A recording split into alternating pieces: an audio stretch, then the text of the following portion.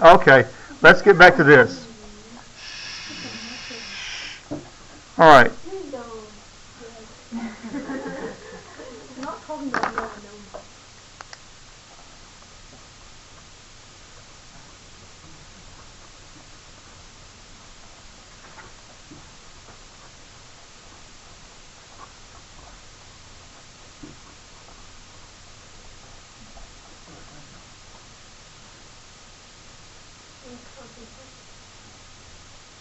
All right. So how particles interact to form solids, liquids, or gases. All right. This unit is not just about gases. We've been up to now been talking about gas laws, but why is it that these gases make gases? Why don't they make that solid that it was asked about earlier? Okay. If you cool them down enough, gases will become liquids and then solids most of the time. Okay. So Martin asked about that earlier. Okay. If you heat up a solid enough, eventually it'll become a gas. Okay. So what is it about the way those particles? These are the structural units of matter. Okay. Like the bricks in a brick house, like the boards in a wooden house. Okay. Like the concrete blocks that make up this building. They're the structural units that make up all matter. Okay. I need you to put your name on this and put it in your file. Okay. All right, so all matter is made up of atoms. Okay, now some atoms then bond with other atoms to make molecules, and depending on the matter that you're working with, okay, you may have structural particles that are made of individual atoms, okay, or they may be made of individual molecules, or they may be made of individual ions. In the case of like table salt, for instance, table salt is held together by oppositely charged sodium and chloride ions. All right, but how do those things connecting together in whatever way they connect together make it into a solid or a liquid or gas? All right, and it has to do with how the particles are interacting. It has to do with the temperature and a lot of things. How does that? What's going on with temperature that will make it form a solid or a liquid or gas? All right, so there are basically three ideas or three concepts or three things that are going on that make something a solid, liquid, or gas, that change it from solid, liquid, or gas. Okay? And they include the strength of attraction,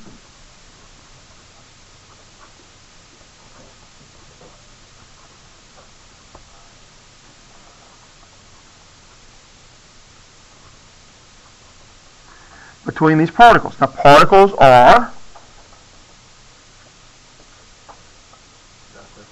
Yes.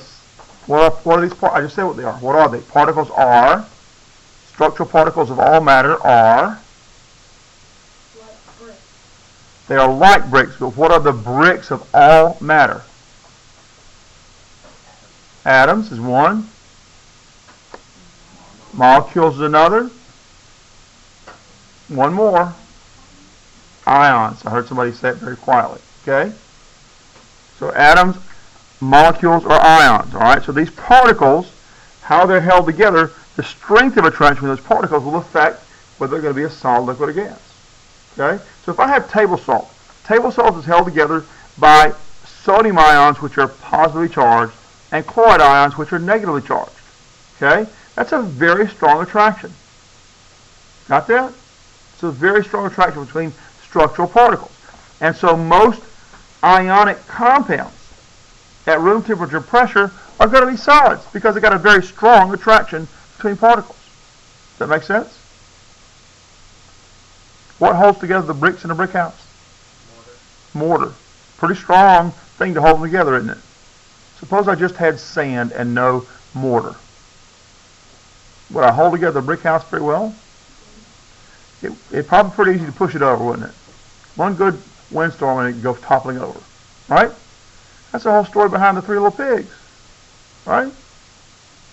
Structural integrity. All right? So strength of attraction between particles affects whether something is going to be a solid or a liquid or gas. The stronger the particle attraction, the more likely they are to be a solid. The lower the particle attraction, the more likely they are to be a gas. Got it. There you go. All right, now, another thing that affects whether they're going to form a solid, liquid, or gas is how fast the particles are moving.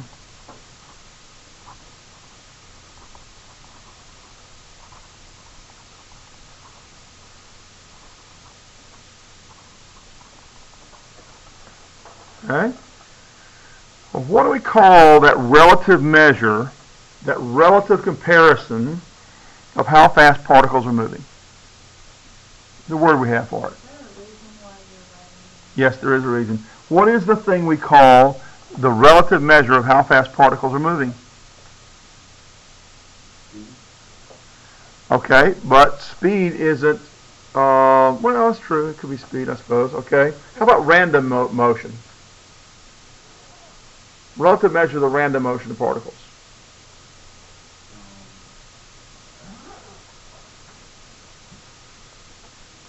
Let's put in randomly on the end of this.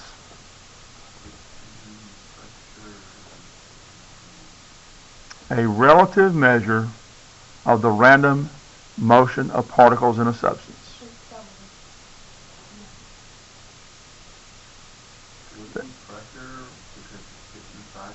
Mm-mm. No. That's a definition of temperature. You've got to know this stuff, guys. The relative comparison of how fast particles are moving randomly is temperature. Temperature. A relative comparison of how fast particles are moving. Temperature. Be more specific, it's actually momentum, but we don't get into too deep into that right now. Not how fast they're moving, but how much momentum they have. Okay? A relative comparison of how fast particles are moving or how much momentum they have is temperature. Okay? Random motion of particles. Temperature. Okay? Something else that affects whether something's going to form a solid, liquid, or gas is the size and sometimes shape, structural particles.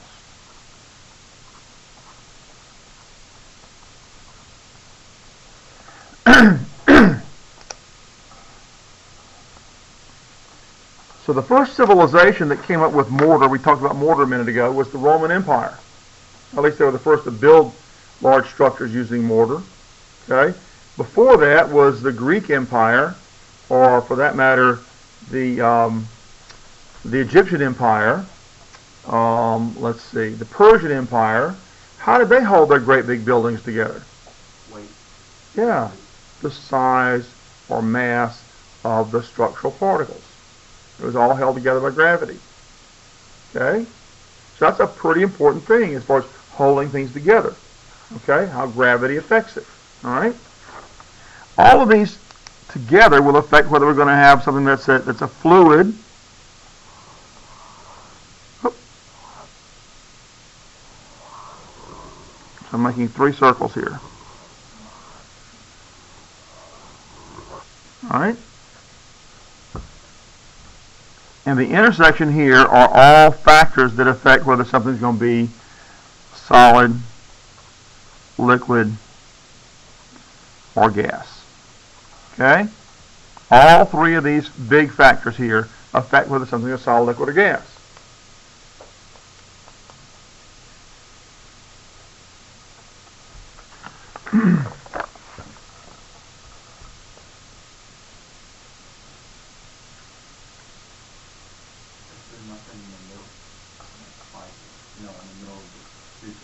No, not really. Okay? All of these affect the physical state. Okay? The stronger the attraction are between particles, the more likely it is to be a solid. The shape of the particles, the bigger they are, and sometimes how flat they are, how much the surfaces come together, that'll affect whether or not they're going to be a solid, liquid, or gas. How fast they're moving, that'll affect whether they're a solid, liquid, or gas. Okay? Everything, if you heat it up enough, it's going to be a gas. You cool it down enough, it's going to be a solid. In the middle, it's going to be a liquid most of the time. Although some things really don't ever become a liquid. Sometimes under certain circumstances. Everything can be a liquid under the right conditions. Okay? In space, there is no liquid water, for example. You have to have water under the pressure of our atmosphere to get to be liquid. Okay? All right. So if they're in zero gravity, there's no life? No, it's not a matter of zero gravity. It's a matter of the fact there is no external pressure. Okay, there's virtually no pressure in space. Okay? So as long as there's no pressure, you can't have liquid water. So if they took a water bottle and opened it on the moon, it would disappear? Well, first of all, it would depend on the temperature. Because if the temperature is low enough, it might freeze to start with. Okay, you can have solid water, you can have gaseous water, but you can't have liquid water on the moon. I shouldn't say that because I'm not sure if the gravity is great enough on the moon to actually form liquid water, but I don't think it can. Maybe at a stove in the future. Well, since there's no atmosphere, that you can't have liquid water. Never mind. It's the pressure that matters, not the gravity. What? So consider too cold. If you have like really, really hot water, wouldn't it freeze? Would it just disappear? Yeah. Well, it won't disappear. It becomes a gas, which seems like disappearing. Yeah.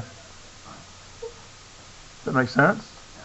Because steam is invisible. Okay. All right. Let's see. What kind of things affect the attraction between particles? I just said one. What kind of other things? Huh? Well, we're not talking about the size and shape now. Only the attraction between particles. Huh? We're not talking about temperature. That's over here. We're talking about just the traction between particles. What things affect the traction between particles? Okay, if you have charged particles, they would tend to be, if they're opposite charges, that's a pretty strong attraction, isn't it? Any other kind of things that would affect attraction between particles? Like, for instance, we're talking about now molecules and atoms and ions here. What kind of things would affect attraction between molecules?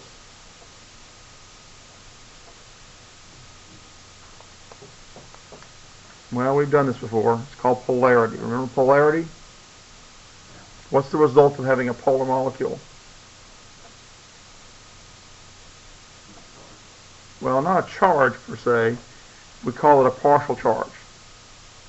All right, y'all remember how to predict whether a molecule is polar? The electronegativity. Electronegativity difference.